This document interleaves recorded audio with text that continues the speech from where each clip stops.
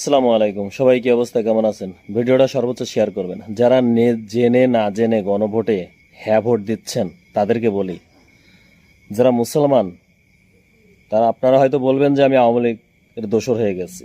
সত্য কথা, গণভোটে যে 12টা সংবিধান দিয়েছে, সংবিধান আমি রাজি আছি, কিন্তু তার সাথে আমি 3টা জিনিস চাই। সেটা হলো আমার রাষ্ট্রীয় ধর্ম ইসলাম থাকবে, আমার যা কিছু আমি করব রাষ্ট্রীয়ভাবে তাতে আমার আল্লাহর নাম, আল্লাহর উপরে ভরসা করে আমি করব, এবং সংবিধানে বিসমিল্লাহ থাকতে হবে, যেটা বিগত সালেও ছিল, বিগত বছরগুলোতেও ছিল। ঠিক আছে? তাহলে এই 3টা জিনিস যদি বাদ হয়ে যায়, তাহলে আপনার দেশে কি হবে সেটা কি ভাবছেন?